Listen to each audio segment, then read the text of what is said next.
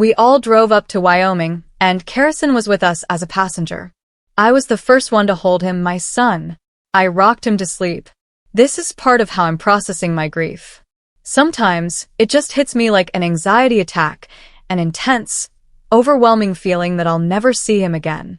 There's so much left unsaid, so much we didn't get to do. The good news is that the producers from Sister Wives didn't show any footage from the Nevada National Guard's ceremony and memorial for Garrison Brown.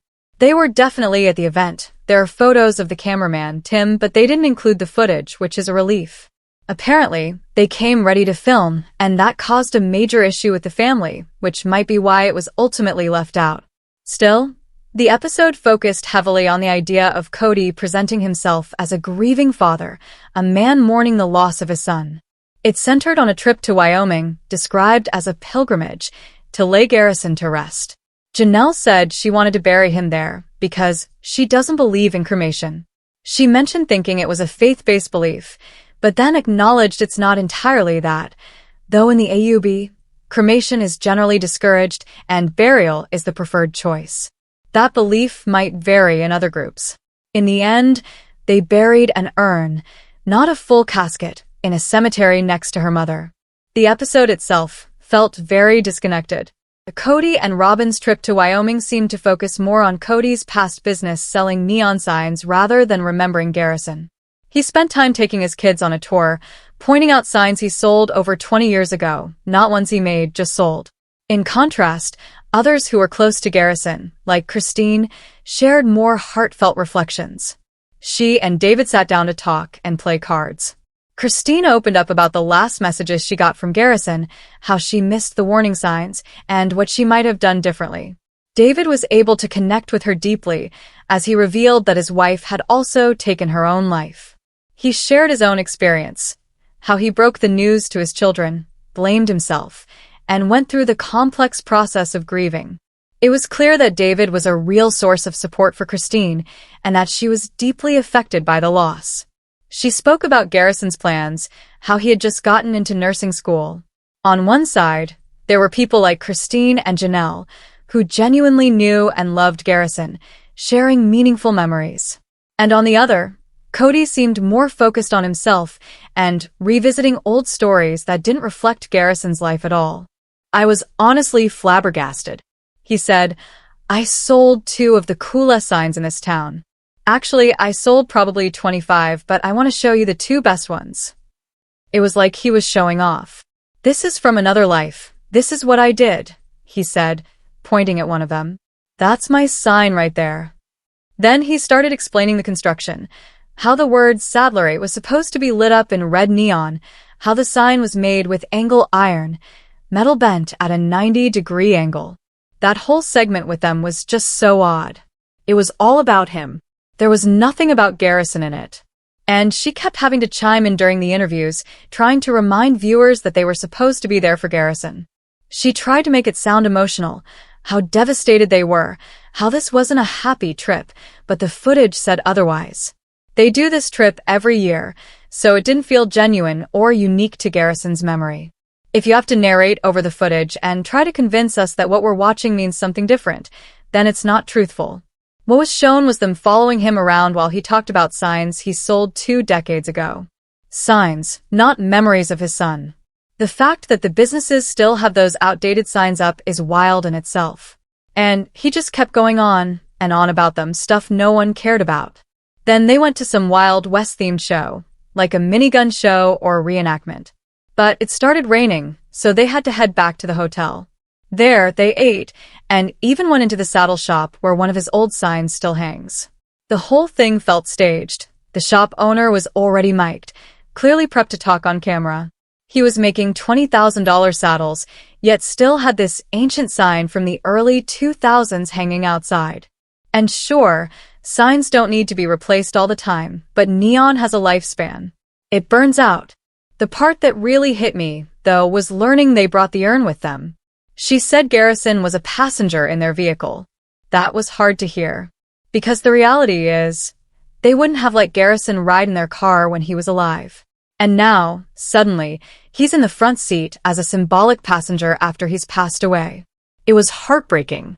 Much of what she talked about wasn't really about Garrison or missing him. It was focused on what Kody, was going through, on Kody's grief and how to process it properly. She emphasized that grieving has to be done the right way, almost implying that how Kody was handling it wasn't healthy.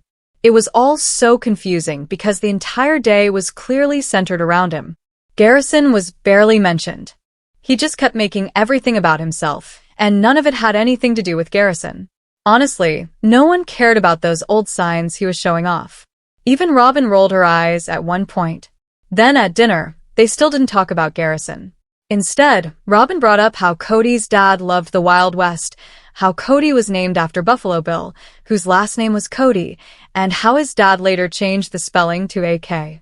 That led to a random conversation about Buffalo Bill being a ladies' man, which Kody quickly denied, saying he wasn't one. Then it just spiraled into this odd conversation that had nothing to do with why they were there. Again, none of it was about Garrison. It was all about Kody going back to Wyoming to talk about himself. To brag. It was just another chance for Kody to talk about Kody. But we've already seen this episode. Years ago, he went back to Lehi with all of his wives for a similar event. He even took them boating with his friend Ken, and they went public as a polygamist family. His old classmates confronted him about his lifestyle, and that girl he used to like was there too. Robyn was already part of the picture then. So this whole pilgrimage wasn't new. He just reframed it with the kids who are still around him. Something else that stood out, Garrison's siblings actually spoke about him. In this episode, we heard from Addie, Savannah, and Gabriel. They shared memories and thoughts. But none of Kody's kids with Robyn, who were also on camera, said a single word about Garrison. Not one word. Not, "we miss him." Not, "we're sorry." Nothing. Then came that strange Buffalo Bill conversation again. Someone said he was charming, maybe a bit of a ladies' man. Kody responded with, "I don't think I'm a ladies' man at all," trying to downplay it. He claimed polygamy wasn't about that, it was about religion. But then Brianna shrugged her shoulders and started imitating Kody, sticking her tongue out and wiggling it in that way that most people recognize as suggestive. It was so weird. Completely out of place. Why did a conversation about Buffalo Bill suddenly turn into something semi-sexual and weirdly focused on Kody having wives and being a stud? And then it hit me. This whole family dynamic revolves around everyone sitting around telling Kody how great he is. He gets all his validation from being the center of attention. Robyn doesn't talk about her own past or experiences. The kids don't talk about themselves. The whole thing is just a space for Kody to get praised. It was really unsettling when you think about the context. This was a dinner during a trip for Garrison's burial. A trip that was supposed to honor him. Yet no one at that table was talking about him at all. Tomorrow and then Sunday we're going to the graveside funeral. That's it. It's bitter, laying him to rest, but it's also done because we love him. That day is about him. We're doing happy things so we can move forward from the mourning. We're doing happy things so we can have faith. I recognize that people grieve at different times in waves and that life continues. I completely understand that. My own family has experienced loss. But never once have we made a single dollar off the death of a loved one. I've never put my grief on display for money or clout, or used it as a storyline for a show. Watching them try to force out tears for a child they ignored, rejected, kicked out of their house, someone they had no relationship with, was disturbing. And now they want to rewrite the past like we don't remember what happened. As though we've forgotten how he was treated, how he felt about them, or the emotional toll they caused. And to see her saying things like, "Oh, he's a passenger in my car. The graveside will be so sad. We love him. We're putting him to rest." When Garrison never would have wanted her there. He had such a deep dislike for her, and she wasn't welcome at his services. For her to act like this now, like she was a mother figure to him, is completely false. Then there's him trying to squeeze out a tear when he talks about his son, suddenly claiming that now they're doing fun things on this trip as a way to cope. As if trying to justify the rest of what we watched, which had nothing to do with Garrison. And only at the very end does he say, "Then on Sunday we're going to the graveside service." I sincerely hope they don't air that service. Some things should remain private, and that's absolutely one of them. Then there's the part where he talks about Garrison's poster being in his garage, this same poster from the Nevada National Guard Memorial, showing him in uniform. And that poster lives in Kody's garage. That alone tells you everything. Even after death, Garrison wasn't welcomed in the house he shared with Robyn. Kody might like spending time in his garage, but still, why put the memorial for your son, who served this country, in there? His house is full of art. Ugly art. Walls full of it. But there's no space for a picture of his son. Instead, it's sitting in the garage. It says a lot. It says everything. It proves she doesn't want him in her home, and that all of this, the whole act, is fake. If you love your child, his memory belongs inside your home. A garage is an afterthought. Plus, garages in Flagstaff aren't winterized. Over time, that photo will get damaged. No question. Then Kody lied. In the episode, he claimed that after the service in Flagstaff and the one in Nevada, which thankfully wasn't aired, he left his remains with his brothers and picked them up a few months later. He tried to make it sound like he had the remains and left them with someone else. But that's not true. He never had them to begin with. They were released to Janelle, and she and her sons held custody of the remains. And whether or not he ever had Garrison in his vehicle is unclear. They never showed an urn, so who knows? But the way he phrased it, "I left his remains," is misleading. It implies a role he didn't have. And while some may have trouble believing he wasn't listed as their father, Janelle's 1997 bankruptcy filings say otherwise. She listed herself as the sole parent to 6 children. No spouse. No other parent with claim to them. In order to do that, she had to be stating that he had no legal parental rights. And interestingly, years later, when Kody filed for bankruptcy with someone else, he listed Janelle's kids as his dependents, even though he wasn't on the birth certificates. So once again, this proves that it was never about Garrison. It was always a storyline, crafted to make someone out to be the grieving father, narrating his own process of loss and pain. That's all this was, a story centered around him.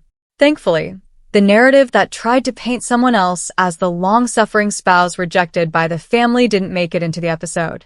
That was clearly cut, and thank goodness it was. But still, the recurring message in her commentary was all about how he needs to find healthy ways to cope with the grief. But even that wasn't really about Garrison. It was about how his behavior might affect her.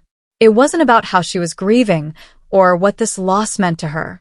It came off as, well, death changes people and I hope he copes in a way that's not hard for me. That's how it felt, like it was all self-serving. Because the truth is, she didn't like Garrison. And Garrison didn't like her. That's the reality. So again, why is his memorial photo in the garage?